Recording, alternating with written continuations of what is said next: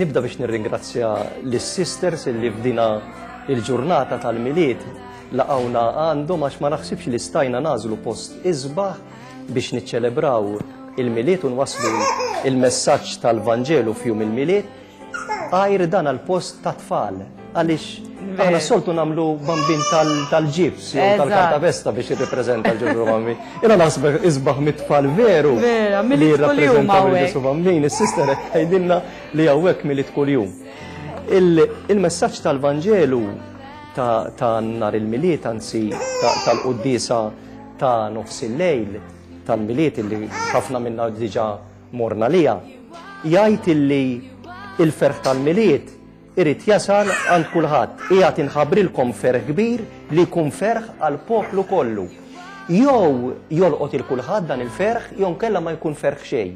Għaliex Ġesu ġie għal kulħadd. Verismu. U allura dan il-ferħ irid jorqot il-kull persuna li hawn fid-dinja.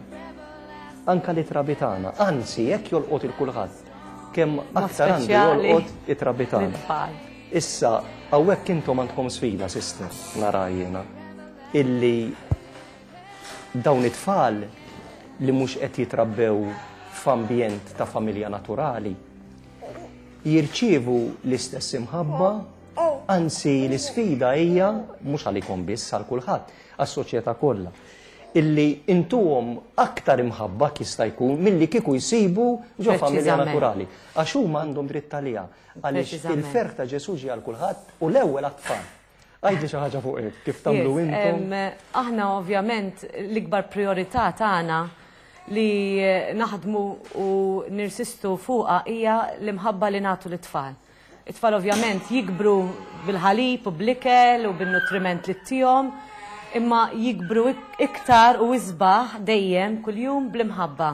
Tiskanta kemm tagħmel differenza l-imħabba li jirċievu t-tfal. Naraw din anke f'tfal li jkunu kultant ftit diżabilità jew forsi naqra inqas ix-xurtjati minn tfal oħra.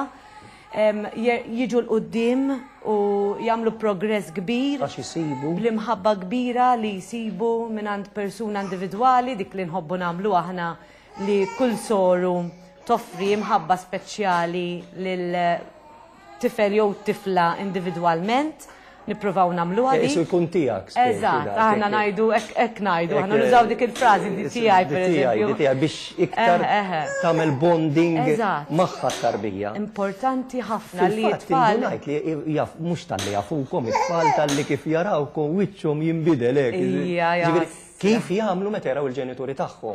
U hekk għandu jkun. Undu ngħid ukoll meta tħanna hekk jiena u l-krutana u l-kamera persons tagħna l-producer tal-programm. It-tfal ferħu bina. Anke dawk li huma naqra aktar infarfri. Veru. Speċi dak jgħidu jara ġew jarawna. Naħseb l-ikbar protagonisti li jxerdu l-ferħ fid-dar tagħna huma t-tfal. Ferħu bina. Anke kif nisbħu fil-ħodu għal-ġurnata ġdida, għal-kem kultant il-ġurnata tiġi tqila u tkun naqra taħja iktar mis-soltu, l-imħabba li jatuna tfal u l-ferħ li jatuna inessuna il-problemi, l-għajja. Jimlu bil-kuraċ u bl-enerġija biex tkompli taqdijom u tkompli tħobbu. Eżattament. Jien naħseb illi anke intom taqblu magħha, illi għal-kem intom toffru dan is-servizz u dedikatissimi u tagħmlu minn kollox biex it-tfal jirċievu l-imħabba li għandhom bżonn li għandhom dritt għaliha, però taqblu illi l-isbaħ posta li jom ikun f'ambjent ta' familja naturali. Naturalment. Illum hawn ħafna possibilitajiet biex dan isir, mhux biss l-adoption li legalment hija naqra iktar diffiċli, imma il-fostering. Eżatt. U hemm numru sabiħ ta' tfal illi jiġu foster, jiġifieri jitrabbew ġo familja mingħajr mal-ġenituri jkollhom drittijiet fuqhom, jiġifieri meta l-ġenituri bioloġiċi ta' tfal ikunu jriduhom lura, jistgħu jerġgħu jmorru mal-ġenituri bioloġiċi tagħhom. Jiġifieri l-offerta li qed jagħmlu dawn il-familji hija offerta ħafna ġeneruża, ħafna kbira, għax qed jagħtu kollox litteralment mingħajr ma jistennew xejn. M'għandix dritt fuq it-tfal jien bħalkom. Jiġifieri meta il-ġenituri and let go. Daqshekk meta l-ġenituri tagħhom jiġu tista' tgħid li dina binti għax isni adottajta umanament biex Mhux faċli. nagħmel bonding magħha, meta tara sejra. Mhux minn kif faċli. taqsam qalbek. Ija, però meta nafu li hemm futur aħjar u futur isbaħ, Tagħmel dak- nifirħu aħna tagħmel dak lihom. is-sagrifiċċju wkoll. Għax trid tinsa lilek innifsek u taħseb iktar fit-tfal. U dawn il-ġenituri li qegħdin joffru din l-għajnuna u din il-possibilità li ċerti tfal li ovvjament il-ħajja ma kienx faċli għalihom, għandhom commitment kbir u responsabilta kbira ħafna. Għax anke jekk ikunu tiegħek naturali, tfal tiegħek naturali, u koll għandek responsabilta aħseb u għara li dawn ġew mislu fin lilek biex timlijom bl-imħabba u t-tijom dak li il-ħajja ma setax it-tijom naturali, mod naturali. Ġifiri hija responsabilta kbira u napprezza immens dawn il-familji li jażlu li jagħmlu dan il-commitment. Dan ix-xogħol ta' fostering. Iva. Allura meta nħarsu lejn Ġesu bambin hekk tarbija bil-fors tiftakar fit-tfal u min għandu tarbija bħalissa fil-familja hekk dik tkun il-bambin. Naturalment. Għaw min ipoġġjom naqra Fil-maxtura. f'maxtura. Fil-fattaħna fil-Quddisa ta' Billej flok bambin tal-ġibs, tarbija ta' veru nużaw. Proset. Unqedwa fil-maxtura Kemm hekk idea sabiħa. biex tirrappreżenta lil Ġesu bambin. Eżatt. Dik it-tarbija. Allura l-ewwel riflessjoni għandha tkun ejjew nużżuhom lil uliedna fil-familji tagħna. Iva. Nagħmlu sagrifiċċju għalihom. Mhux faċli ġifieri meta tfal iqajmuk billej jew jagħmlu sensiela tal-jieli li ma jħallukx torqod jien ma nafx ġifieri. Infatti. Intom tafu għax tgħixu ma' tfal u trabbuhom. Mhix faċli imma dan is-sagrifiċċju ta' Iva, mħabba huwa iva. importanti mela ejjew napprezzaw it-tfal tagħna fil-familji tagħna u nagħmlu kull sagrifiċċju għalihom. U qed inżidu aħna u ejja nagħmlu sagrifiċċju anke għal dawk it-tfal li mhumiex tagħna.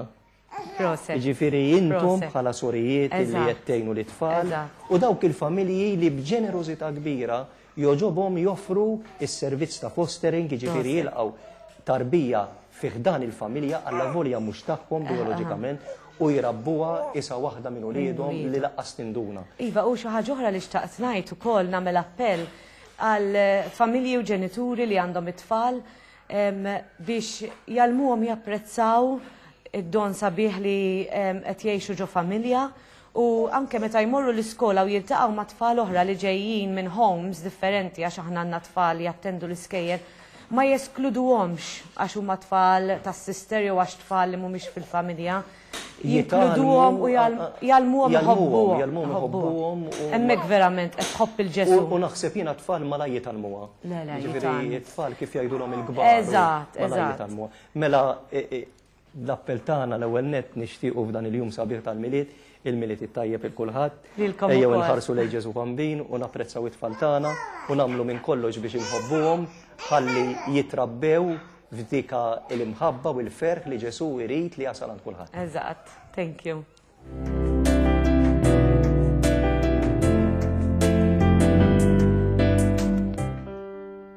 Mill-Evanġelu skont San Luqa. F'dik il-ħabta Ċesare Awgustu ħareġ digrit biex isir ċensiment fid-dinja kollha.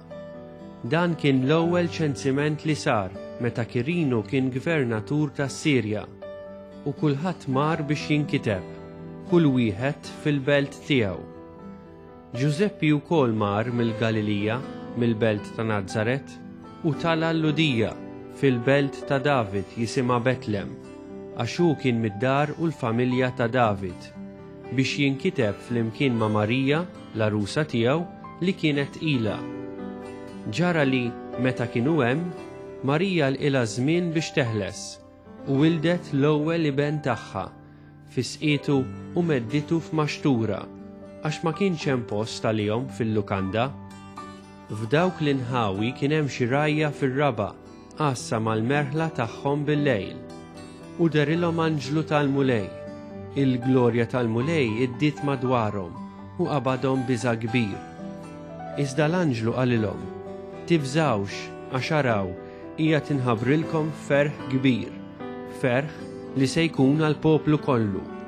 Illum fil-belt ta' David twildilkom Salvatur li hu l-Messija, il-Mulej, u bħala sinjal ikolkom dan: issibu tarbija mfisqija u minduda f'maxtura. F'daqqa waħda ingħaqdu mal-anġlu għad kbir ta' qtajja tas-sema, ifaħru lill-Alla u jgħidu: Glorja lill-Alla fl-ola tas-smawit u slim fl-art lil bnedmin li joġbu lilu.